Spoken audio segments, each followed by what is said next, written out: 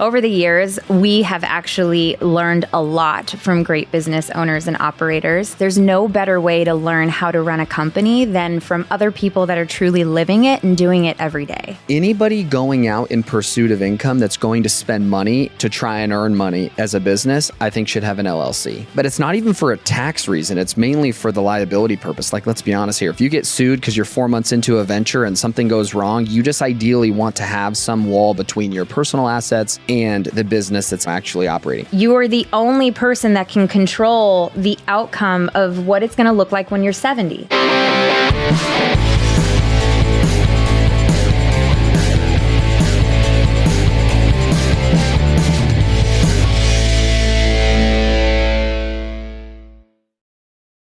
All right, what's happening? This is Austin from Maverick Supply Co. Today we're here in the warehouse hanging out with two highly intelligent some of my peoples. One happens to be my wife. She's a finance. Hi. Can I call you an expert? Megan Comfort. Kind of semi. And Matt Bontrager, the tax man. Do they call you that in the streets or what? No? Yeah. I don't know. No good nicknames. It might now. I never got a cool tattoo Hey, you nickname. said you got noticed at UNLV. They're like, you're the tax guy. I have, yes. Yeah. Yeah, the tax guy usually is something like that. Yeah, the guy online that talks taxes, yeah. So we're going to get down to it today. We're going to just kind of basically break down some structures for you as a tattooer to help you out understand business structures, taxes, all the fun stuff that we as artists most likely and generally don't like. So let's try to make it fun and have a good time. Megan, my beautiful wife, do you want to tell us a little bit about yourself? I like being on your podcast. You say nice things in front of me. Like, this is cool. I'm married to Austin Spencer, of course, but I've been in banking actually for 22 years, specifically in the small business realm. So I love it because I get to help so many different small businesses, and I get to see great operators, and I get to see people that aren't so great, and really kind of use that information with my finance background to kind of help and guide them. So over the years, we have actually learned a lot from great business owners and operators. I myself have a podcast called Through the Door, The Insider's Perspective on Running a Business. And it's specifically about that. It's about learning from other entrepreneurs. There's no better way to learn how to run a company than from other people that are truly living it and doing it every day. So that's kind of a little bit about my background. I specialize in small business finance. So that's the government guaranteed style lending. It's called SBA financing. And then really just any small business type financing, which is one of the reasons why I've met Matt, and we share the same mission, which is trying to get clean books for every small business. Hopefully, you guys will help champion that, our endeavor. But yeah, Matt, go ahead. My name's Matt Bontrager. I'm a CPA. Let me see. I'm 33 and I've been in practice now in tax and accounting I graduated school in 2014. I feel like I'm one of the 10 that was born and raised in Vegas, and I'm still here. I feel like everybody's leaving the heat, which I would say I'm probably ready to too. These summers have been brutal. But I tried to play college baseball, thought I'd be a pro baseball player, and that obviously did not work. And then I stuck in school, stayed with accounting, and now I really love the profession because I think it's the language of business, and you start to realize that even though I'm new to running a business, I've ran my firm for 5 years, is you start to learn some of these basic principles that are so easy to understand. But when you meet a business owner that's been running a business for 10 to 20 years, they just never took the time to understand that stuff. And so once they do, they obviously take off and are at a different level. So I, like Megan, share this goal of helping small business owners, more so from a tax perspective now, helping them save money on their taxes. But I started off before tax in accounting. And, when you're a grad student or, an accounting student, they make you pick between audit and tax.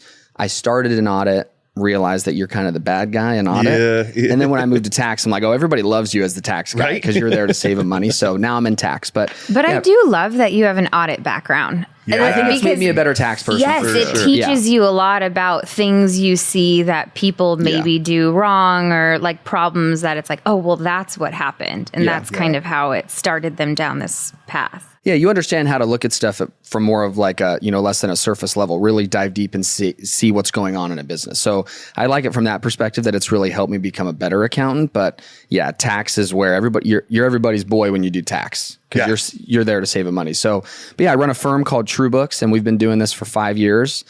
Quit my job in 2019. I had my son was 6 months old at the time, so I was pretty scared. But the longest position I've ever had is my own firm. If you look at my LinkedIn, every year and a half, Matt's bouncing. Matt's going somewhere else. Yeah. But now for the last 5 years, I've ran my own thing. So. I think one of the key important things you just mentioned was that you're a CPA, which is certified public accountant. Yep. And growing up in tattooing, I always had everybody always just telling me that their friends doing their taxes are these random people. And the CPA is a very important part, right? Yeah. Of what you do. And that's different than an accountant. It's different than your aunt who does books. Yes. Is there any important thing that you want to share with us of why we should specifically go to a CPA versus anybody under or? Yeah, I really think it's the licensing. So specifically, right, it's a license that I hold, means I had to go to school for so long. It means I had to take certain tests. There's another designation called an EA, which is an enrolled agent. That's issued by the IRS. And I think the importance of working with somebody that has credentials, it just shows that they're sort of married to the profession, right? Yeah. I'm here and I've tried to earn the degree or the status at the highest level. So it shows that I'm there as a professional to help you. What I will say though, where I love to hear, oh, my aunt does this or my sister does this, is bookkeeping. Because I think that I want to solve bad bookkeeping like it's world hunger. That's what me and Megan really share is these business owners just have no clue how bad things are until they get somebody in there that does a good job. And so, but it's very common though to have your stay-at-home mom or someone's sister, someone's cousin, brother to run the books from home. And I think that can be done. But when it comes to doing your taxes and tax planning, I think you need somebody licensed so that you know you're getting a good job done. And your license basically holds you, you're liable for doing it legally. Yes, I'm under a governing body. Well, and you have to represent them typically in the form of an audit. But it's the continuing education that I think is important with the CPA. Every year you're doing hours because you're learning, because tax laws change quite frequently sometimes. And there's benefits and advantages and things that you want to be able to take advantage of. A CPA is required to make sure that they're actually fulfilling those educational hours so that they continue to be up to speed on the latest and greatest things that are obviously going to help their clients. So if you aren't working with someone like that, or you are just kind of dumping prepared books by someone who doesn't understand finance on the desk of a CPA or an accountant and saying file, you will be very upset over sometimes the outcome or things that might come out of it, right? Just because of the sheer fact that they haven't helped you do the bookkeeping properly. They can't do it quickly. They have to actually ask you a lot of questions. So it's a lot more work on your end. You don't necessarily have time to do it. That's typically what I see, is that people are like, I don't have time to file my taxes or do this. I'm just going to do an extension. And then they're in the same boat come September, because they haven't actually made it part of their business practice, if you will, to make sure that you're doing it. They're about 6 months behind in that scenario that you said where, hey, I'm just going to extend my taxes. So that means, okay, you bought yourself 6 months. Come September, October, you should already be talking about the upcoming year. But they're already dealing with or still dealing with the prior year. So it is that shift of, hey, I need to get off of the extension, make sure that come November, December, I'm working on my business, getting the numbers together.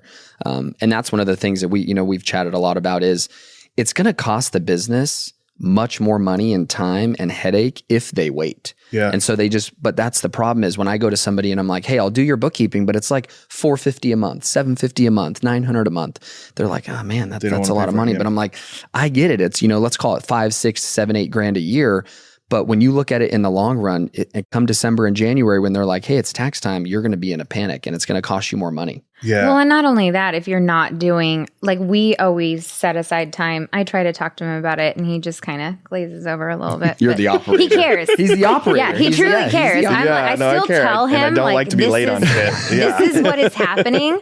What do you think? And he's like, what do you think? And I'm like, but I asked you first. Uno reverse. Tell me. But it is interesting when, for tax planning, people don't even think you need runway to really make a difference on what your tax obligation would be. So if you're talking about it during the holidays when everyone is busy with holiday stuff, even you, and you're like, oh my God, now I have less than 30 days to figure out how to make sure that my tax obligation isn't going to be massive and what, avenues I have and how to fix that.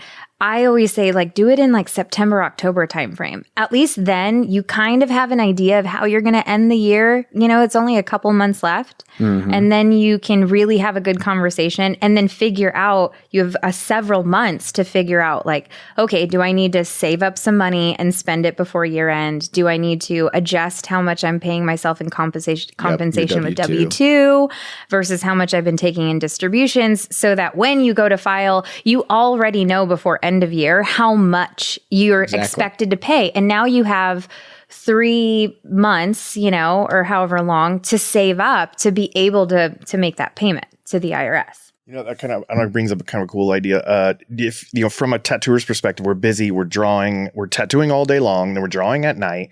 Is there an idea of like kind of like a schedule or something that we could maybe try to apply to allot time once a week that we gather all our receipts or anything like that? I don't, you know.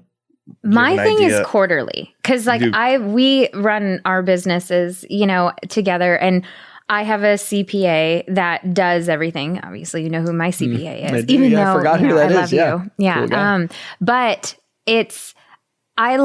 they do the bookkeeping and everything. They close out the books every month and they give them to me within the first 2 weeks of the month. Yes. That is a mandatory requirement that we negotiated and agreed upon, because that's another important thing. Like, a CPA and other bookkeeping services are also busy if you don't actually set that expectation, because sometimes there's some unexplained adjustments or things that they need your feedback on go over them. to close out, right? And so if you're not getting back to them, then they're not getting closed out. And now it's however many months.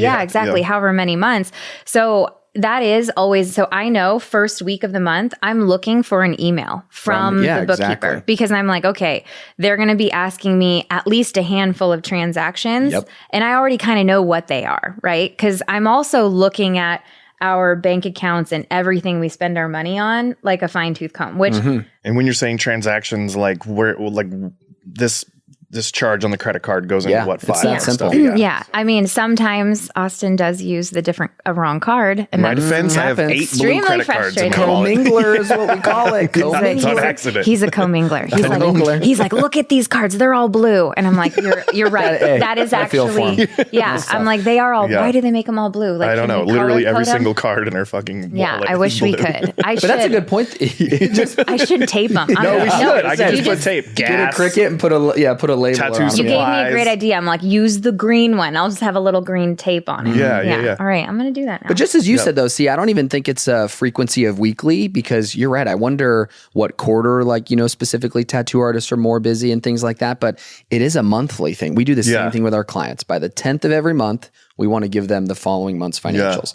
And every month around the 2nd to the 6th, we're like, all right, here's 6 transactions of like, what did you pay John $4,000 for? And we, you know, they tell us and we categorize it. And then I think the action item is reviewing that set of financials that comes to them, because the worst part is if you don't get back to them on those items, like I always tell clients, is like, hey, if you didn't get your financials, it's your fault. We're likely waiting on you for something, because my team has bugged you to get what we need. But the worst part is if you don't get them what they need, you're still going to get charged every month, because they're still doing the rest of the work, but you're never going to get an actual close to where you can look at your financial statements. That's not good. So then you get to the end of the year, you've paid for bookkeeping, but it's kind of ass, because then it hasn't been done. And then it comes like November, December, and you're like, where's my numbers? I need to know what I'm doing. And you're like, hey, I need 70 transactions answered now. So it is this, once you fall behind, you can quickly fall behind and kind of fall off the cliff. And then as an artist, you forget anything and everything. You can't find it's stressful because now you've dug a hole and you got to dig your way out of it. And that's why maintaining it regularly is so important. Not only that, I like looking at the numbers, because I like to see, how are we performing, right? How are we performing to last year? It helps me understand, do we need to have a different conversation about strategy and moving forward? Do we have to have more preparation, because this slow period is going to last a little bit longer, and we need to really understand the game plan to ensure that we are going to be around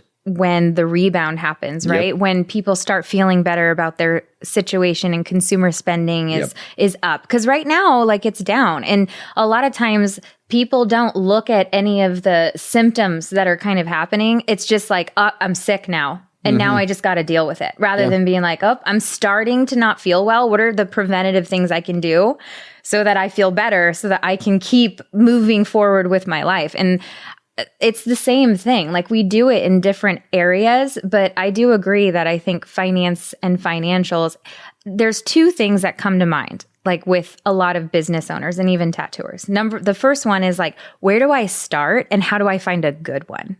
Like, what would be something that you would tell them to look for to say like, oh, I found a good one. Yes, because we've heard some horror stories from other tattooers that are like, yeah, I got someone, they were a CPA, but like they never talked to me. They never reached out. I had to keep bothering them. That is one of the two things I say of why people leave. And I'm like, I know that that's hard, but that's why I'm like, not every professional is created equal. And you really do have to, it's like a Tinder date. You know what I mean? Like, you got to find the right person that is invested in your success and that actually cares about you as a client. Yeah, you're going to spend a lot of time talking to them about sensitive shit, you know? Yes. So like, find somebody that you can bounce things back on and forth. You're not intimidated to ask questions, that will take the time to explain and walk you through things, because these things are incredibly difficult for somebody that doesn't spend a lot of time in there. But even just the roles vocabulary and responsibilities alone can get confusing. is also wildly important. Talking about that, I noticed that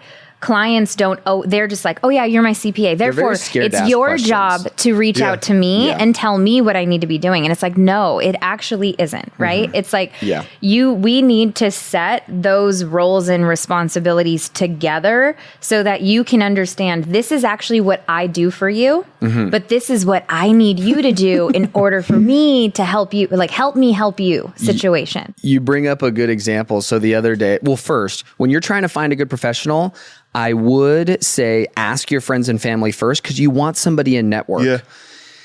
But two is, I feel like prospects are scared to ask questions like it is a Tinder date, because either they're not licensed and you're talking to the person that's licensed and you're assuming that they know everything.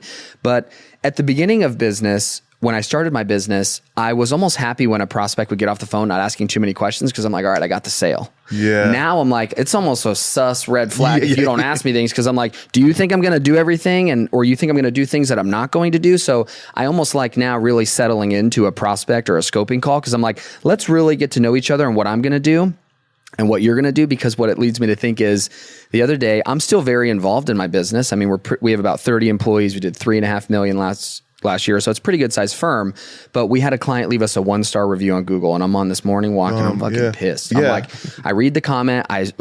So I immediately hit up an admin, ask for the number, and I call this guy. Within 5 minutes, I'm almost like talking rude to this guy, because I'm like, you just hammered me for a 1-star review for something I don't even do for you. But in your world of accounting and tax, I'm your guy. I do everything because I'm your accountant. But I'm like, this is for a payroll problem for bookkeeping. Dude, I'm not even engaged to do your bookkeeping. I'm not engaged to do your payroll. I would love to, but what's my incentive now when you just whack me with a 1-star for something I don't do? So it really it makes me think to go back is, you could never overset an expectation with a client in helping them say, hey, this is what I'm going to do for you. This is what you have to do on your own. Because it also gives them the chance to tell you, I don't want to do that. Can you do this for me? And then it's more money for you as the provider. So, well, and it just sets common ground. That happens a lot, even in my world in banking, where they're like, well, I bank with you. Just pull my bank statements up. You can see how much money I'm making. You can see how much money I run through your bank. And I'm like, I can't tell you how much that is not what I'm talking about. And it is not my responsibility to be looking through your bank statements and compiling a P&L for you. It is your responsibility. And not only that, you should, because it does help you strategically plan. Like, I can't remember which guest I had on my podcast, but they said something like, don't just work on, like, for your business, work on your business. Work on the business. And that is a fundamental, very simple thing that we all know we need to do, but it's hard to actually put into practice if you haven't actually been doing that, right? It's like, you're just working for your business every day in, day out, new problems, new issues, new opportunities that you're trying to chase down. And then all of a sudden months go by and you realize, oh my God, I haven't looked at anything. I don't know how much money I have. All of a sudden this great opportunity comes and you're like, oh my God, can I do it? Like, you don't even know if you can do it because you haven't been paying attention to any of the financials or the aspects that are honestly most important to really move the needle for long-term, like longevity and wealth generation.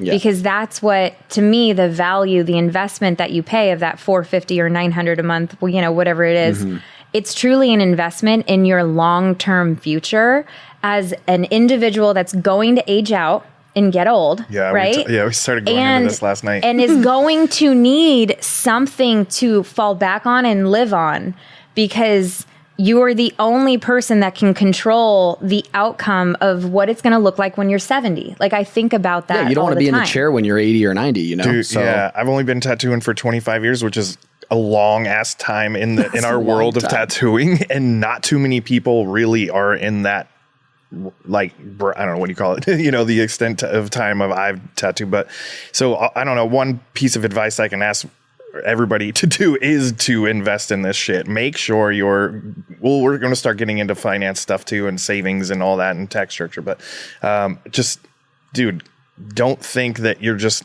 always going to be able to tattoo forever and spend all your money on your new Lexus or whatever you got. Well, you probably don't want to tattoo forever. Yeah. And I find it so interesting that, like she was saying, your worlds are probably completely different in the sense of your day-to-day talking to vendors and clients and moving things around.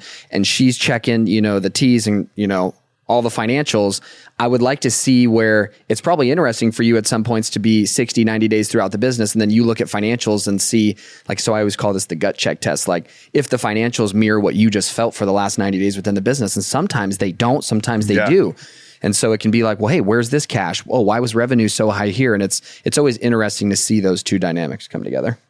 Because the time is spent differently day to day. It has to be. You can't run the business with one person doing both. And bottom line, I just realized that after like 20 years, your back and your neck and everything is going here. And if you just did that on your own and you didn't build another business on the side, or an actual tattoo shop or something that has revenue coming in that can help you, like if you do get into a car accident or you do have a newborn and you need to not be at work as much, all these different types of flexibility. Things, that story you told me about the building. Yeah. With the girl yesterday. That was amazing. Yeah. That's amazing. Actually a sponsored artist. I was telling him, like, she does vlogs on her Instagram. Casey. I think it's Casey.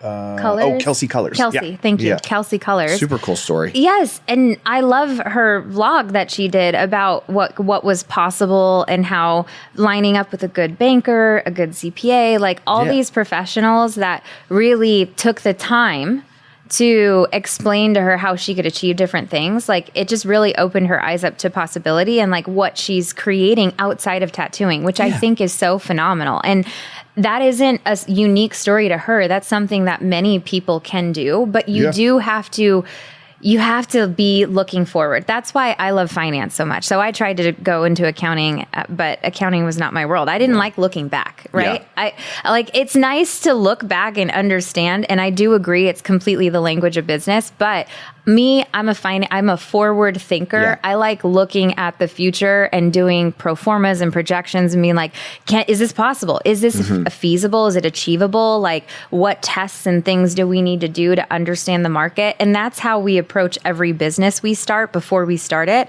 What's the initial investment in capital? What is my overall return on that investment? How quickly is it going to be ramped up? And then what's my target break-even point that I actually have to hit? And then how much do I actually have to do to be like cash flowing, like free rolling good money, right? That we can then take and multiply into something else. And it's that, for me, it's that simple. And I love doing those things. I nerd out on that stuff, right? Meanwhile, I'm over there in the other room about textures and colors and how this makes people feel and the experience of the whole entire thing and how to build community and bring people together, which is, they're all incredibly important, but without the finance side, you're like, it's just going to be But you don't have to marry a finance person. For sure. But you do have to find one. Marry, if you will, professionally, someone that can actually help you with those things. So that kind of brings me to the entity structure, because we're totally kind of going off. We are going on some tangents. Well, no, but they're fun. They're fun tangents. But so there's different types of operators in the tattoo world. I'm just going to name like some of the simple ones, or maybe you want to. Tell us like what entity types you think would be good for those people to set up. Yeah. What's your first scenario? I would say first scenario, and not an employee, so basically you Well, so what do we have? Commission. You jump into the industry. You're newer. You're in a shop that you need You're renting to a feed chair, you. you're renting space. Not even rental, just split commission. It's an independent contractor. Oh, so you get so the shop and gets a it's piece commission. of whatever. Yeah. Yeah. Okay. And then our responsibility as a shop owner is to help feed you, nurture you, keep you all, and hopefully grow and move on to maybe next position would be like booth rental, where you come in and you collect all of your cash, but you just pay rent to the house. And then from there, you would jump into shop owner, commission or rental, and then hopefully move up to somebody that owns the building that the business is in. Those are kind of like our basic structures. But Yeah. let's start with one. Okay. You just named 5. Well, I was just giving you all the levels there. The solo. So if you're newer, you're on sort of a commission split. My advice there is anybody going out in pursuit of income that's going to spend money to try and earn money as a business, I think should have an LLC. Okay. But it's not even for a tax reason. It's mainly for the liability purpose. Like, let's be honest here. If you get sued because you're 4 months into a venture and something goes wrong, you just ideally want to have some wall between your personal assets and the business that's actually operating. But, if somebody wants to go at it without one, that's fine. You're just basically considered a sole proprietor. But if you ask me, for the person that's sort of on a commission split, they're new to the industry, they just spent $2,000 on supplies and a class, whatever it is, I would have a simple LLC, and you will file as a single member LLC, which we're getting a little nerdy here, but on your tax return is literally just a Schedule C. It's another form. You don't file a separate tax return. And that's how I would keep it very simple. The sole proprietor would be just based on it's your like social you acting security as your number. you acting as your which opens you self. up to liability. Liability. Let's talk about that a little bit, because I do see a lot of people do single member LLCs and they put it on there. So it's basically almost looks like a sole proprietor. It does. But The top of the form literally says but it sole is proprietor. actually an entity. How do you ensure that you actually create a protection of liability there? Like I'm speaking about commingling, because that's the common mistake that I see. That's where people go wrong and literally take a gun, shoot yourself in the big toe. Yeah. That's what people are doing when they do that, because you're just setting yourself up for failure in the event that something goes wrong. But commingling, which is so right, you're using business assets to pay for personal stuff. You're out and you're using your personal credit card to pay for business things, and then at the end of the year, you tell your accountant, "Hey, I made $20,000 and here's $4,000 of expenses." But then you're like, "Yeah, but I knew I spent some money on my personal stuff." Me as the accountant's going to roll my eyes and say, "Okay, go find it and then bring it back to me." But also, like you, let's say you get sued. Like, this is how we go down the path of bad. Yeah, you get sued. Someone catches on that you're commingling, or it's the first thing that they'll probably try to attack, because you're a small, unorganized business, is, hey, if they can prove that you're really using your personal piggy bank to fund this business, or the business's bank to really fund your personal life, and there's no delineation, then you can potentially lose the protection of what that LLC was even there to do. Yeah. So then they are suing you. Sense of security. Yeah, it is. A lot of people do it. They're like, "Oh, I have an LLC." But then they don't follow the rules of separating. Yeah. Which would mean 2 completely separate accounts. Yes. You pay out of one account. Yeah, or they pay everything out of their personal account and they just transfer. You said that, yes. From their business into their personal, and then they're like, "Oh, but you can't do that." Like, because then that protection goes away. Yeah. Here's exactly what I would do. You'd get an LLC in the state that you're in. And then you'd get an EIN, which is an employer identification number. The joke is when like people come to me and they're like, "Hey, I just got my EIN. I paid $100. I'm like, "You got scammed," because that shit is free. You don't have to pay anybody to get an EIN. Okay. You go straight to the IRS website. You get it. So that's where you get your LLC, your EIN. Then you go get a bank account. The bank is going to ask for those 2 documents, your EIN and your LLC paperwork. Once you get your bank account, you're about done. The only other thing I would do further is get a credit card, like a small business credit card. So once you've done those 4 things, LLC, EIN, bank account, credit card, all income and all expenses go in and out of that credit card and bank account. And as you need money as the business owner, if you need $5,000, just rip $5,000 from the business to your personal account, call it a day. That's totally fine. Where it goes bad is you're like out to dinner and you use your business card to pay for it when it wasn't business, or you're out and you buy some vans and you use your business card to pay for them. That's where shit starts to go wonky. Yeah. And then you're losing the organization and the liability protection. Like pulled $5,000, I mean, so is that then later considered a draw, right? Basically, yes. Because think about if your business made $50,000 and you had $10,000 of expenses and you net 40. Yep. If you rip yourself 10, some people think like that's a deduction and now your business only made 30, but it's not. When you're a sole proprietor, all of the net income is yours. You don't, unless you have employees, you start paying contractors and employees, pay them from the business 100%, take it as a deduction. But all we care about is keeping track of your income and expenses in a separate account. And I'm telling you, if you can do that, you are 8 out of 10 steps done.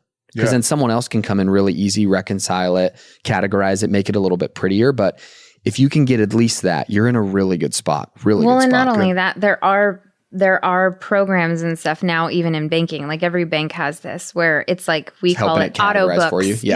So it does actually take your bank statement and reconcile it into a P&L based on the transactions of the ins and outs that are happening. Which is honestly, even if you are even just doing that, 10 times better than what people. Yes, very helpful, because at least it's in the format that it needs to be in, and you could quickly kind of eyeball and gut check if you're moving in the right way. So that whole structure is based on, and the ones that I mentioned are just like if I was doing everything myself as this tattooer. But bottom line, that's pretty rare. Partnerships are crazy in tattooing, and everybody seems to do everything with partnerships. And whether they're a handshake or not, like maybe we could talk a little bit about, we talked about the importance of that is like when you and your two buds all of a sudden decide to leave that shop and you guys are going to go open up your own shop and just put up, who's going to sign the lease, or are we all going to be on the lease, and are we actually going to do a bank account, or is it just going to be super casual and one guy puts his name on the lease and then everybody else just cuts them, $400 for their portion of the rent? Yeah, dude. Like, I watch so many. Not only do the partnerships just get messy, and most all partnerships, they will get messy at some point in time. I just cringe when I watch everybody just so quickly do this. I've done it myself in so many different scenarios, and I've lost friendships over it or whatever. But I don't know. So like, say 2 or 3 people decide to go out. What's like the best way that they can approach opening a tattoo shop, whatever structure it might be? So this could get a little crazy, but at its most simplest form of, if you're going to have partners involved, still you go LLC, and then you'll have multiple members of that LLC. So let's just say you open up a tattoo shop, ABC partners, A, B, and C. There's 3 of them. The easiest way is obviously once you guys discuss what your splits are, because let's be honest, A is going to bring 50 grand cash. B is going to bring 100 grand cash. C's broke, but he's the best tattooer of all 3 of them. Yeah. I like this. You nailed it. This is how it works. Like one of them's really good. 2 of them got money. Mom gave him some money to start a shop. And so that's what I do like about partnerships and tax is you can get so crazy with the allocations. And I was in a partnership when I started my firm in 2020, bought him out in 2023.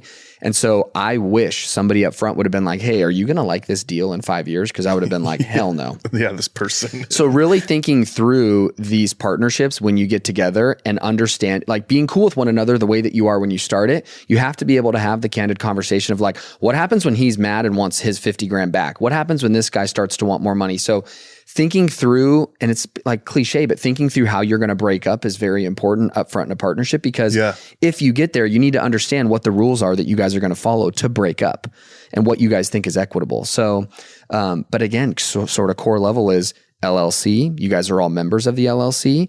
And then what happens in the tax world is you guys will file, think of it as that unit, that business will file a tax return, and you each will get a piece of the pie for your respective share. You can get a little quirky on once the business is making enough money that you each should have your own LLCs individually that own your interest in the tattoo shop. So like the entity structure can get a little bit more complex, and that's now we're getting into tax strategy. That's to save you some money. But up front though, when you talk about allocations, you have to think about how you're going to wind it down. You have to. And if you don't, it's one of those things where like, now I have kids and I watch my kids like, you're just being silly and this is not going to happen in the next 20 minutes. But you have to almost treat adults like that. And it's like, you guys have to think about how this is going to go bad. I love how you've thought about how it's going to go great. And that's good because you're going to operate on that for the first so much time. But at some point, someone will want out. Someone will want more money. And that is a red flag. If you are with a group of friends and they can't have that conversation. Yeah, huge. And the story that we all tell ourselves on, oh, well, I'm not going to talk about it because we've known each other for a long time. I think they know where my place is. Like, I think they understand. I think they know. And like, I don't know. I trust them. I've known them for a long time. And it has nothing to do with that. That's what kind of sometimes bothers me about conversations about those things. Cause I have no problem having a conversation about like, let's walk through these scenarios. I find it so interesting when people get emotionally upset over just the hypothetical. And insanity. And honestly, it takes me back a little because I'm like, this hasn't even happened. You're storytelling. We are literally. It's like it's like when I get mad at you when you cheat on me in my dream. You know, or when you have too much tequila. Yeah, exactly. It's very much like that. Yeah, totally. Like this hasn't really happened. This isn't real. Yeah. So why are we getting upset over this conversation? For me, that's a signal. That's a signal that you really need to be thinking about. I'm going to raise my hands for all the artists out there that are all emotionally driven and connected with their art. And that's all they do is act on emotion and inspiration. So doing this as an exercise would definitely be pretty interesting to do. And it saves your friendship. Yeah, totally. Hell yeah. And it secures the success that you all at the end of the day truly want. Yep. So in the scenario that we have where one guy is just the best tattooer, right? And the other guys have different varying levels of money. That contribution is entirely different for every single person. All are important though, right? And so it's very you couldn't do it with all three of you without all three. So it's like find out what is most important and what's the biggest fear of each person so that you can then address that. You can curate an operating agreement that actually accounts for that because that's a legal document that if shit hit the fan, then yes, you'll dust that off because that's literally what an operating agreement does. You just put it somewhere safe and then you pull it out when you're like, I don't know, what did we decide or agree upon? Like, I need to look at that. And that's the governing document. So it's like, it's in writing and it makes people feel, it's honestly a sense of security for everyone. For sure. You don't let resentment build up or these, because you thought through it. Yeah. These made up thoughts and stuff beforehand. Those things, you'll always have that ease in you in the long run when you're going through tough times. Or it makes me think too with, like you said, like they get so emotional. That's almost a good thing because what you have to think about is, let's say, hey, A, B, and C, we're 3.5 years in, the business has $400,000 in cash in it, and you guys own a building.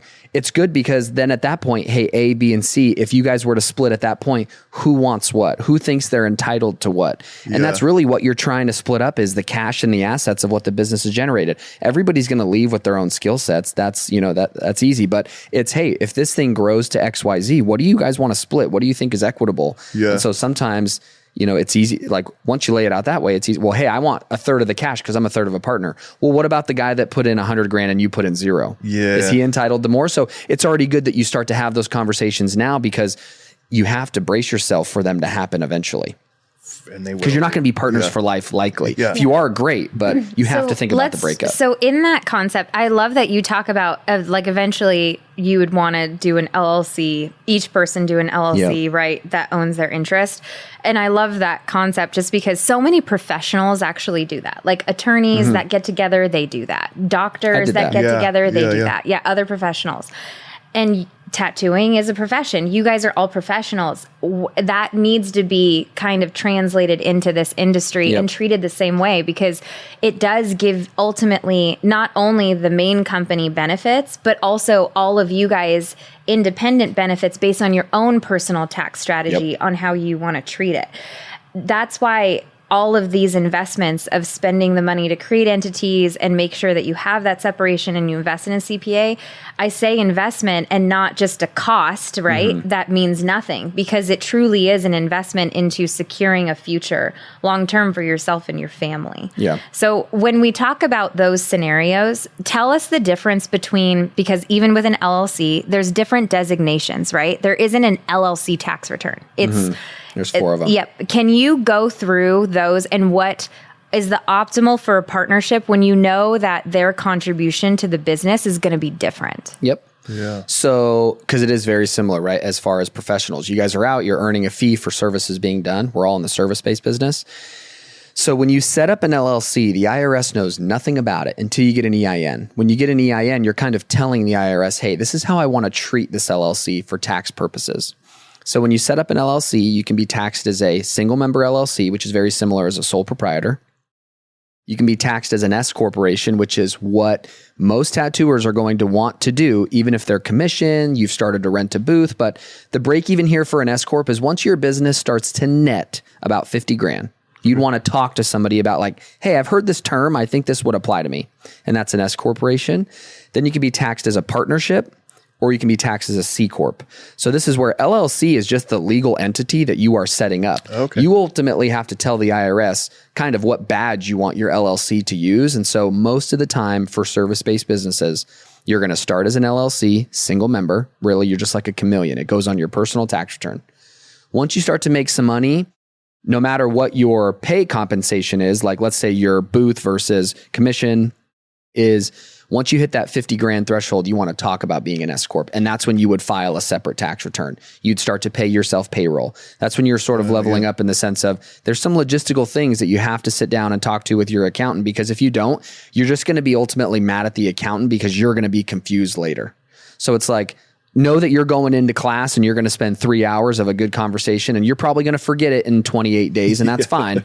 But at least you got it out of your system to understand at that point what it is now you're moving into. Because as you know, business gets more complex. And so I think, right, again, I point to you from your side of you're the creative, you're the operator. That's kind of what I was when I started this business. Now I'm back to this sort of overlord of looking at the financials and how the pieces are moving because someone has to sit in that role. But it's good because, hey, have the enthusiasm and go into the business and look at everything that you need to run it. But you need to be able to step aside and take 5-10 hours to be like, okay, my business hat's on now. What do I need to do? And what do I need to do best to set myself up for the next 10, 20, 30 years? Yeah. So, but an S corp in my mind, and I would want you to correct me if this is wrong. S corps are really good for like a 100% individual owner. I wouldn't go into a deal with multiple people on an S corp. Because, and can you explain the important factor with that and why, if you're going in with multiple people, that really should be set up like a partnership? Yep. The main reason. So let's just take my business. My business was a 5149. And let's just say, so if you're a 5149, 6040, if you are an S corporation, which is technically a corporation. 5149, the ownership breakdown? Exactly. Was the ownership breakdown? I'm sorry. Yes, yes, exactly. So let's just say ownership breakdown is 5149 or 6040. They think it's a tax form. What is the 5149? I knew what you were talking about, but I didn't want to. You guys are so slick with your terminology. Sorry. Technically, with an S corp, you have to follow those ownership percentages. So if we're 60-40 and we distribute $100, 40 has to come to the 40%, 60 has to come to the 60. Even though you guys probably talked about some deal where he's going to put in 50. And so, hey, when we take our first 10 grand, he's going to get his, portion back. And so you can't do that with an S corp. You have to follow what the ownership percentages are. Partnerships, like I said, are literally the Wild West, where we can have this thing owned 99% and 1%, but yet when we distribute the first 50 grand worth of cash, it can go 25. Well, so you have a lot more flexibility and, in your sense, creativeness to make this deal work from a partnership perspective, which is an LLC taxed as a partnership.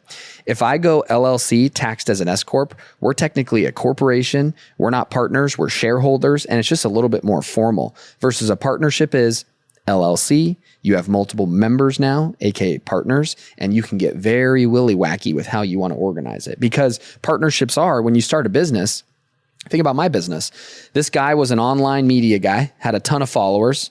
I'm this nerdy ass accountant that knows how to do accounting. And I'm like, you'll drive the clients, I'll do the work, let's join. And it was a beautiful partnership when it started. Yeah. Our revenue skyrocketed. He brought in the leads, I serviced the work. Where it started to go a little bit separate was he wanted to sell the business way earlier than I did. Sort of a pump and dump of get it to 5-10 million and sell it. But I'm like, dude, I'm an accountant. What else am I going to do? I'm going to go out and start a new one, or I want to run this one. So this is not working here for me. I need this business still to feed my kids.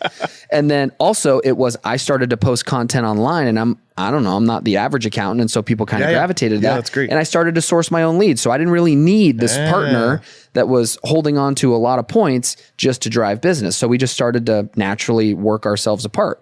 But again, beautiful when it started, but did not work over the long term. So the partnership allowed us to keep that flexibility going. We had so much flexibility in the way that I was getting paid when we got started because he was already a self-employed individual. I was leaving a W-2 job with a 6-month-old thinking, oh my God, I need to buy groceries every week. I need, I'm a very risk adverse person when I started this. So partnership allowed me to do that and draft a deal that made sense for me, which is where I think you guys in your world, you probably see the craziest shit because it is like that where you have multiple people, skill sets are different, money's different.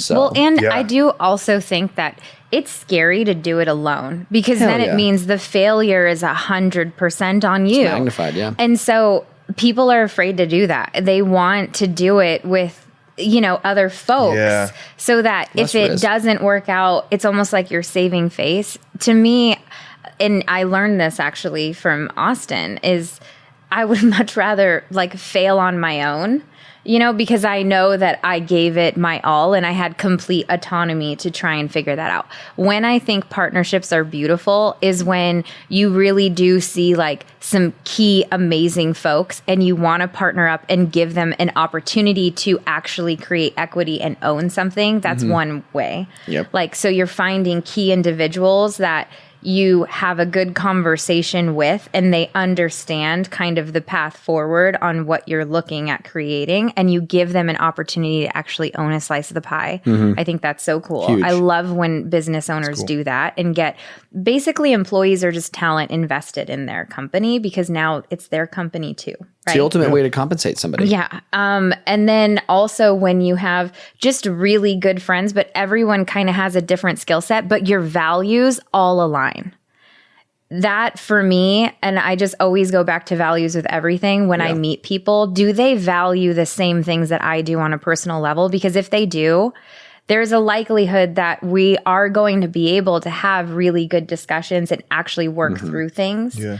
And we have an understanding and a commonality of respect and what we truly care about in life to where it just makes it a little bit easier. When values don't align, when you have somebody that's a family guy, an ex-partier, right, but more focused on family and just creating value and wants to, work on model cars at night, and then you partner that with somebody else, right, that is not there, is wanting to go out and party and kind of gamble till 5 a.m. or something along those lines, that is going to create some contention and it's going to obviously have issues. And I think about this in the business sense. What that tells me is distributions come out. This one partner is going to want to take more money than the other one. Yeah. When you're the business kind of needs this or we don't need this. So I always think about it in the dollars. That's why I use it as a scapegoat when I meet somebody now.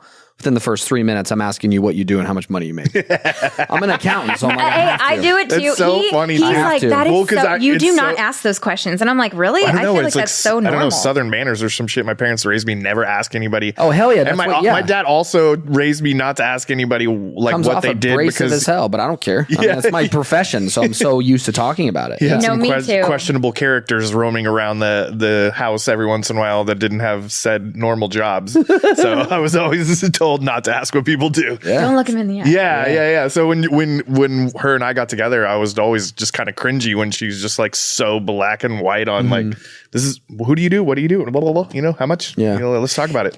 It's nice though, because you can almost see the people that are really comfortable in talking about it, I would say are a little bit, I want to say better off in the sense of it's not so taboo to talk about. So they're used to it. They're facing it more because how often do you see a small business owner or let's just say a new tattooer that's a little bit too scared to check their bank account and where the money's going? Cause they're just I'm just riding this high here. I just made $5,000 in the last 2 weeks, but I know that buys me the next 45 days. And so they're kind of sometimes worried to look at it versus the person that's very open about it is comfortable because they feel like they've assessed the situation versus other people are just flying by, letting the receipts shoot out the back. Yeah. Well, see, and that's I even think about that with retirement. That's even worse. Yeah. My parents very open with what they're doing with retirement and talk to me about it all the time. it's funny because I almost feel like we have this regular standing monthly meeting, even though we really don't. But they just kind of talk to me about, hey, what should I be doing with this? Because they're entering into a period of time where they are looking at retiring. I love that they're doing that because then we actually get to have a really good conversation because I am their daughter, right? I'm going to have to be a part of essentially their entire retirement life. And if money gets, it runs out or whatever the case may be. And so it helps me understand what I need to prepare for if I do or where they're at. And also reassure them that like, hey, I get the Norton, but I don't care if you blow all your money. I just want that motorcycle. Joe is not getting it. Like my brother is not getting that fight thing. For that one. But I love how we can have, like, it's so important to have those conversations, and people shy away from it because of the fear aspect and just the fact that it could be a difficult conversation and people could get fired up. But what's the worst that would come out of it? You get fired up. And I remember my dad telling me this about like disputes, like just, fights, if you will. Like he's like, okay, you fight, but you fight to resolve. And what's the worst that's going to come out of it? You actually come to a resolution and understanding of each other. Yep. And then it doesn't happen again. Later on when you've built all this. Yeah. And now you have a better way to move forward and through future arguments. Does that sound like a terrible outcome? No, you gain clarity through the whole thing. Yeah, it and doesn't, if someone right? runs and never talks to you again, then you learned real quick that that's not somebody Even that was genuinely loyal to dodged you. a bullet for there. Sure, dude, exactly. For sure. Yeah. Yeah. We've all dodged probably some bullets. A lot of bullets. Yeah. Lives. Yeah. We're lucky to be right here, right now. So the only other thing I do want to ask you, couple of things that I call it like rumor has it, right? It's like just things that you see in the social media world on finance gurus and things like that. That are just like talking. Because I do hear that a lot in this space too. Honestly, kind of everywhere that, oh, if you can employ your kids and pay them a W-2 or, pay them a paycheck. And when you do that, you can then use that money to then basically cover all of the expense of just taking care of your children. Can you give us a little bit of more clarity and rundown on how can you actually do that and not get in trouble? Yeah. So yes, you can do that. The problem and why it sounds so sus is the way that people talk about it, and honestly give too much context on the back end when they're like, you could pay your kids up to the standard deduction and then spend the money on their tuition, which is what you would have spent money on anyways and all that kind of jazz. When the money is ultimately paid to the kid and you're a custodian on the account, yes, you can do whatever you want with the money, but let's back up a step further and talk about the logistics of how you'd actually make that happen successfully to where if you're flagged for audit, it actually passes. So can you pay your kids? Yes. I've seen kids as little as 3 or 4. That's more on the modeling, picture side of things. If you're a photography business and things like that. Okay.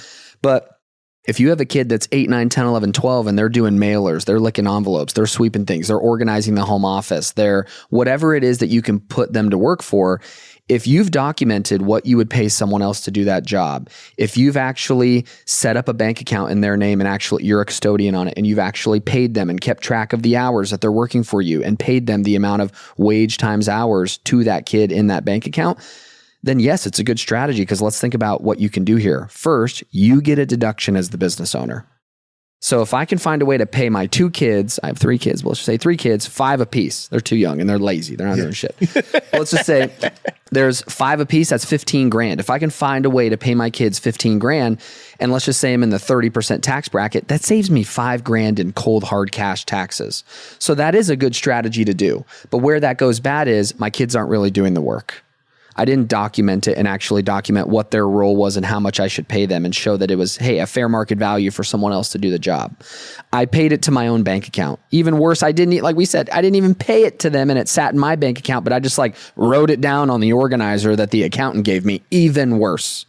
So if I can actually prove that my kids are doing something, I've documented it, it is a good strategy to pay them because not only do you get the deduction, which is hey, that's great. You're going to get the tax savings.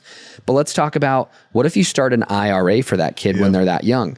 The problem is people think that you can take right now, if I walked into a Charles Schwab, I could not put down $5,000 for one of my kids into an IRA. The rule is you have to have earned income to even contribute to an IRA, meaning I can't just gift my kid money. My kid has to earn money. So one of the sort of next layers to this strategy is if you have an 8-year-old that's truly earning $5,000 from you, and then you take that money and go put it into an IRA and you don't spend it on school tuition or diapers. I hope your 8-year-old's not still on diapers, but you know what I mean there? Is that, hey, now I can start an IRA. And when's the last time? I know adults that are in their 20s and 30s that don't have IRAs yet. But this kid now is sitting with $5,000 in an IRA. And if we talk about this whole Roth versus traditional, that $5,000 could grow to $500,000 over the next 40 years, 50 years, and they won't owe a dime of tax. So your kid just got started 10, 15 years earlier than their adult did, or another adult did. So yes, that is a strategy that makes sense. I think it's the way that people pitch it. It sounds sus. When I'm like, yo, if your kid is really doing work in your business, pay them. Yeah. It's a deduction for you. It's free cash for them. Yes, you can spend it on whatever you were going to spend it on anyways, but also there's another layer too. Maybe you should do a retirement account and start building the nest egg. So yes, we'll say that is But I love that you provide the clarity, because there's a lot more detail involved than just like, just put them on payroll and pay them and then that's it. The other thing, and I totally just thought of this, but I was like, I totally see this happening. Kids actually suing their parents when they get older for unpaid compensation because they know, like, you said I got paid. Never got it. You used it on my toothpaste and my meals and my school. I didn't ask for you to spend my money that way. I need you to pay me now for all this back Could you pay. imagine? That'd be so funny. Dude, they'd have and it grounds. can happen. It totally They'd could. have grounds. Really? That might be an entirely different new, like, contingency law firm. I feel like I just created. They're just going to take on lawyers standing with a bunch of kids around them. Because you could trigger a tax filing requirement for the kid and like ultimately have them owe penalties and things like that if you're not watching how much you're paying them and sort of stuff like that. So that could hurt the kid. Another like rumor, or I wouldn't say rumor, but this is the classic problem that I see with a lot of tattooers is they want to avoid paying taxes. They just don't want to pay taxes at all. The shoebox at cash any kind level. of stuff. Yeah. So tell us a little bit about how, that thought process and why you should probably try to avoid that and really kind of ensure that you are just showing a level of income and yes, paying a certain level of tax. And then that kind of mirrors into why I feel it's so important, which is it can actually afford you the ability to then acquire your borrowing real power, assets. Yeah. We called this the YOLOers yesterday, didn't we? Yeah. Yes. Yeah. So my brain tells me this. If you're somebody that's just completely trying to fly under the radar, you, have to watch out for a 1099K, which is, let's say you use Stripe to collect payments. If you ultimately collect cash through that, which let's be honest, is going to go to your bank account, you can go to an ATM, you can go write checks from it, you can still spend the cash and not report it on your taxes. But the problem there is if you get a 1099 issued to you, that is literally someone telling the IRS, hey, we just paid John 10 grand for services. So if, John now doesn't go off and file his tax return, he can easily get selected for audit because the documentation trail screwed him. But let's take it a step further of John doesn't want to pay taxes and he's mainly all cash and he keeps a shoebox full of receipts and a wad in his pocket. What's going to happen is, hey, you're on the honor system, so the IRS may not figure it out, but that's where you get into these legalities of like, hey, John, are you a real adult here? Because you want to go buy a home? Good luck, pal. Yeah. You want to go buy a car? Good luck. You're going to have to go to the used lot and hopefully get one for $5 or $6 grand cash kind of thing.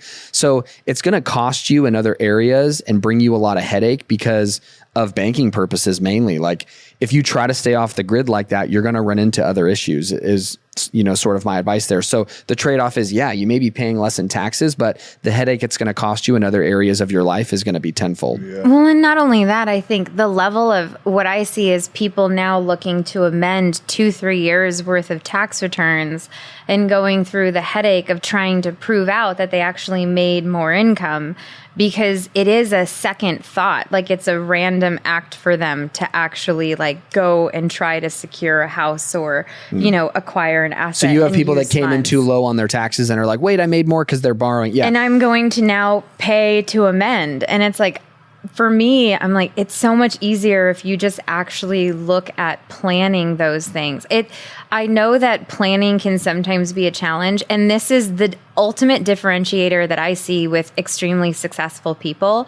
They have the discipline and the consistency to endure and actually like move forward on long-term like goals and ultimately have this discipline regularly. Even if they don't have an investment that they want to make immediately, they know that they're always prepared and securing funds for a potential investment to be deployed should one come up.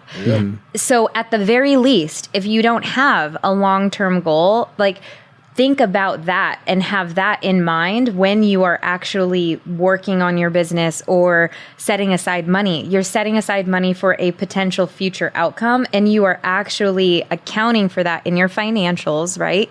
To show that if you do need to borrow funds, because there's so many things that come out of it that is a positive. You get cheaper interest rates. You are a more viable like borrowing person. So you get better structures, you get lower fees, like you get to actually negotiate better terms because you know that you're a viable candidate and you can go to the potentially best possible offer for you. There's so many positives. Like I can't think of one like negative aspect of it other than in the meantime, until that day comes where you actually need to leverage, right? Borrow money for something that you really want. You do have to pay a little bit of taxes to show that you are making the money. That is, to me, the really only downside to it. But is that really a downside? It's kind of the cost of being able to secure ultimately a financial future for yourself. And like a foundation, like I think about the cost of living here in Las Vegas and how much it's risen since 2019 and how many more people are migrating here. People are being priced out of being able to purchase homes, and they're waiting for this fallout, right? They're waiting for that 2009 recession to happen to where houses were like 80 grand and I'm just going to pick up that isn't coming. Like that's not likely to occur again. And so you have to be working towards something, and actually if you are going to be here, like secure that. Otherwise, you're just falling prey to whatever your landlord needs to charge you. And now all of a sudden, like your costs are going up and you have zero control over it. I personally paid rent on a tattoo shop for over 22 years now. How many more people do you think if they took more time planning and just organizing their finances probably would be in a position to buy the building that they've just been working in versus they're like, I can't find a way around it. And it's like, well, you just need to focus a little bit more, like you said, finance wise on the future. Well, and with buying assets, there are tax deductions. There are other benefits. There are you other won't pay benefits tax potentially for 2 or save. 3 years if you buy a building just because of the way that the tax savings would fall out. But that's a big misconception too, is that, you know, people are paying zero in taxes through their 20s and 30s when in reality, that's someone's earning period. That's when you're starting your business and you should be paying the most amount of taxes. But yeah, you want to mitigate them, but people thinking that they're going to pay zero really just sets them up for failure, because what we like to say in the tax world is too, the goal is to bring it down to zero, but sometimes the tax bill that you pay is your bargaining power and your borrowing power. So there is sort of a medium there. Well, and just being able to spit it out quickly, just even organizing where your financials are. Like that's number one. Yeah, we do that. But again, I am a finance person, so I do have a leg up on understanding that. But it is nice to know like, oh, we want to buy this house. We want to do this. Okay, like here's everything in 30 minutes. Like I don't have to worry about chasing down all these ancillary random documents because I don't have them anywhere, or being like, oh my God, I need to get an interim done because we're in, June and I need one through May 31st. Oh my God, what is going on with the business? How do I put that together? And now I'm going to be paying someone if I don't have the time to do it, and be like, how, and just name your price essentially. And that's what I'm saying too, is it will cost you in the long run for not doing it at some sort of frequency. Because I tell people, if you come to me and your tax return's $800, hey Jim, $800, great. 2 months later, you come back to me with messy financials. Hey Jim, it's $1,300. Because I don't want to. I was going to charge you to do your tax return. I don't want to do it. I was not going to charge you to do your bookkeeping. If I'd be glad to. But now he wants. I want to charge you more because you don't have your information prepared. So that's where I try to tell people is like, it's more of an investment to pay a professional, because you're going to ultimately pay it at some point in time, and you're going to get it cheaper for getting it up front as far as an engagement goes. But if you come to somebody late, if you're like, well, hey, great, No worries. It was 800. Now it's going to be 1200, but now I need it in a week. Okay. It's 1700. Yeah. Yeah. It just keeps racking The because you're factor, just you're yeah. pushing the pressure to other sources other than yourself because you weren't doing the planning and taking the 2 hours a month it took for the last year. I've had so many coworkers and peers like avoid taxes at all costs and then just start watching them when the IRS finally does catch on and they start coming after their ass. Dude, that is not someone you want after you. Do you think what do you think the main reason is that they operate like that? Is it a type of person like it is truly the creative, or is it a money thing that they don't want to pay for the service? I think it was an industry standard. Just back in the day, it was a very cash-based business and a very like underground kind of business that it wasn't on TV. It wasn't people weren't. Yeah, that's true. It wasn't in the limelight, you know? So it was this kind of fun little small business that you could run and make a shit ton of cash under the table, and everybody was paying cash. But then, you know, as time goes on, more people pay less cash. You know, and then more people are providing the service. It's just getting a lot more professionalized and certain. How long do you guys got today to hang out? A little bit longer? Yeah, about 15. We're about 15 out. But I guess so. I mean, I don't know if you want to close out with this, but what would be the starting point for any individual? Let's say they're like, you know what? I do need to work on these things. Like I do need to actually set myself up, stop avoiding it, stop ignoring it and having it on a to-do and just actually start focusing on this and getting it more into my routine. What are some of the things that they can do? Like, cause I know True Books, that's what I love about your firm is that you have so many different varying levels for people based on what they're actually looking for and what they need. My biggest piece of advice is, and this is where I say, I love talking tax, and tax is the sexy tax strategy and how you'll save money. But I can't get over the fact of you're not going to be able to save any money or hit that euphoric like planning session with your accountant without having your numbers of what the business has already done, sort of the past. So my biggest piece of advice is getting the structure set up. So it was the 4 things: LLC, EIN, bank account, credit card.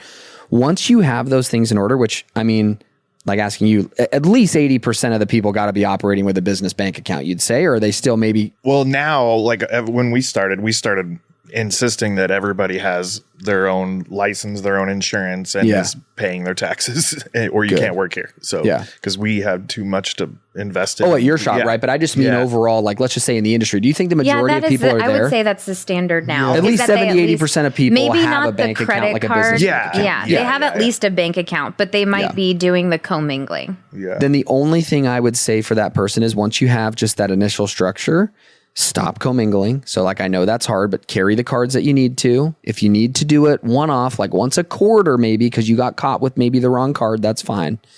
But my next honest step is go into your bank account. And if your bank is already not doing some form of bookkeeping for you, I have a template I'll send to you. You can give it to whoever's listening or watching. And it would be to dump the transactions into this template and start categorizing. Because for me, so I call it the gut check test is, we work with a lot of real estate investors, service-based businesses.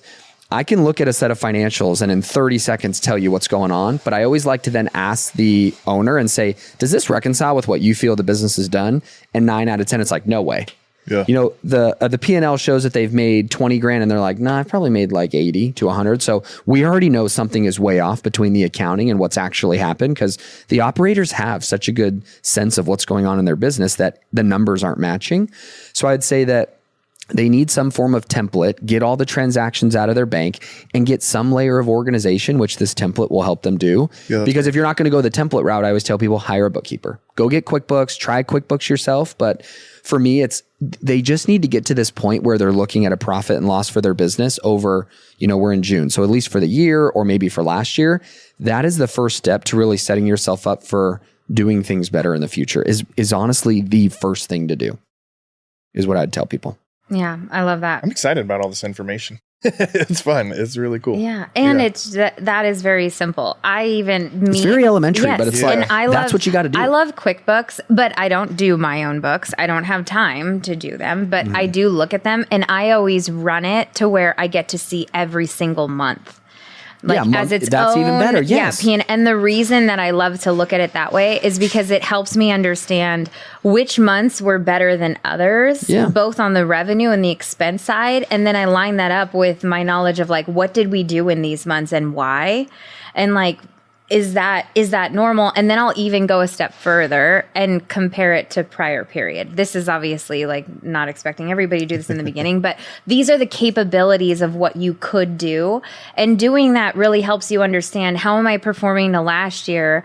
And you already know this as a business owner. It's slow, right? If it's slow, you already know that. You don't need the numbers to tell you that. But what you do need the numbers to help you with is, what can I get skinny on or slim down, or what is truly my break even every day, so that I know if I have $1,100 coming in the door, I'm able to pay everything and everyone, right?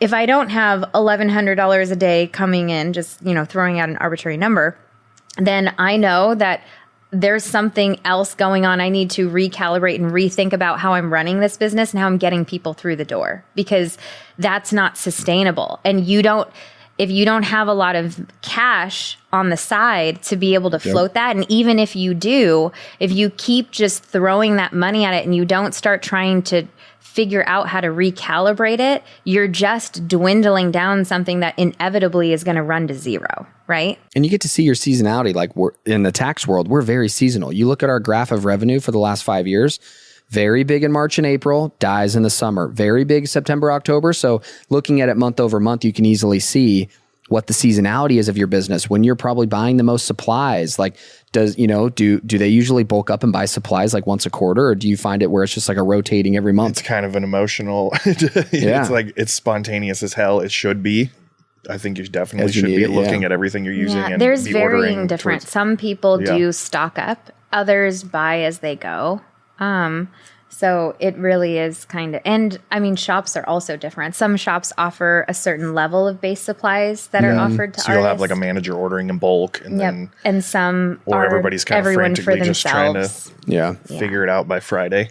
It's interesting too, because the business owner always enjoys, from what I've seen, the first time they see financials, they like looking at their business in that light, because they're so used to running it day to day via text message and phone call and email, because that's what they're doing in the ops. But when they get to see the finances of their business, they like it because it's something new for them. Yeah, it's a whole new perspective. And it's fun. It is a game when you start to. Someone told me this a long time ago when I was a teller, and I never truly understood it until I actually got to the point where I wasn't like broke and I was making money. But they said there is nothing more fun than seeing your savings grow. There's nothing more addictive and more fun than actually seeing cash grow in your bank account. And I never understood it ever. For years, I was like, okay, that's cool, Loretta. But but at the end of the day, now I realize, I'm like, oh my God, that's true. It's like, oh, could I get to this number? Could I get to that number? Now, with actually savings accounts and money markets paying a good, decent interest rate, you're like, what? I'm making a couple $100 a month as well with my money just sitting there doing nothing. Like, that's awesome. It's really cool to see something just continuously grow over time. And that becomes the addiction, rather than, nice things and a car and being able to just like show on Instagram all the cool things you're buying and all the trips you're taking. And that stuff is still fun too. Like, there's always a fine line and a balance of making sure that you're still enjoying your life and that you're also saving for the future. But I do find, like, if you just start and you start to get addicted to just seeing that savings grow and that cash, and then you're like, what can I actually do with this that's going to make me even more money or more wealth or more? Now you have options, you have possibility, right? That's so cool to be able to actually have that, rather than coming from a place where it's like you're just reacting to whatever life is throwing at you, because you have no options available to yourself. You've set nothing up. And so now you're just reacting to all of these things: the down economy, not having enough money, rent going up, cost of food going up, all of these things. And it's just happening to you and you have no control over it. That feels like a helpless situation to be in. Yeah, sounds scary.